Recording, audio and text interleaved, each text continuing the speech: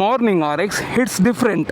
ಇದನ್ನು ಯಾಕೆ ಹೇಳ್ತೇನೆಂದರೆ RX 100 ಅಥವಾ RX 115 ಅಥವಾ RXZ ಈ ಎಲ್ಲ ಗಾಡಿಗಳು ಬೆಳಿಗ್ಗೆ ಬೇರೆ ರೀತಿ ಪರ್ಫಾರ್ಮ್ ಮಾಡ್ತದೆ.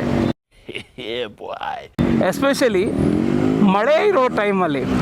ಈಗ ಬೆಂಗಳೂರಲ್ಲಿ ಮಳೆ ಎಲ್ಲ ಬಂದು ಹೋಗಿದೆ. ಸೊ ನನಗೆ ಇದು ಬರೀ ಥಿಯರಿಟಿಕಲಿ ಗೊತ್ತಿರೋದಲ್ಲ, ಗಾಡಿ ಸೌಂಡಲ್ಲೂ ಚೇಂಜ್ ಆಗ್ತದೆ. ಈಗ ನೋಡಿ,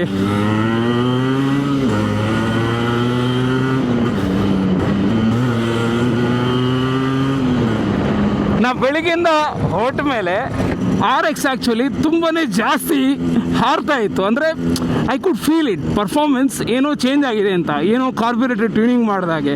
ಬಟ್ ಆ್ಯಕ್ಚುಲಿ ಆಗಿರೋದಲ್ಲ.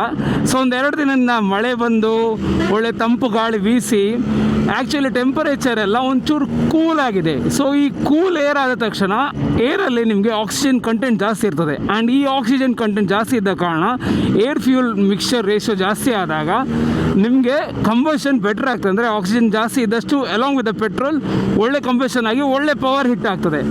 ಆದ್ದರಿಂದ ಕ್ಲೀನ್ ಕಂಬಷನ್ ಆಗಿ ಹೊರಗಡೆ ಸಹ ಒಳ್ಳೆ ಕೂಲಿಂಗ್ ಆಗಿ ಗಾಡಿ ಒಂದು ಪರ್ಫೆಕ್ಟ್ ಒಂದು ಟೆಂಪರೇಚರ್ ಅಂತ ಹೇಳ್ಬೋದು, ಅಥವಾ ಆಪ್ಟಿಮಮ್ ಟೆಂಪರೇಚರ್ ಆ್ಯಂಡ್ ಆಪ್ಟಿಮಮ್ ಪರ್ಫಾರ್ಮೆನ್ಸಲ್ಲಿ ಸೌಂಡು ಪರ್ಫಾರ್ಮೆನ್ಸ್ ಈಗ ಬರ್ತಾ ಇರೋದು. That is why morning RX is a happy RX. ಏನು ಸೌಂಡ್ ಗುರು!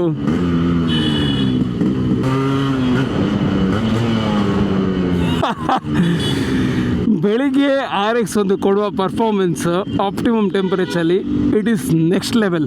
ಸೊ ನಿಮಗೂ ನಿಮ್ಮ RX ಅಲ್ಲಿ ಈ ಥರ ಫೀಲ್ ಆಗಿದೆಯಾ?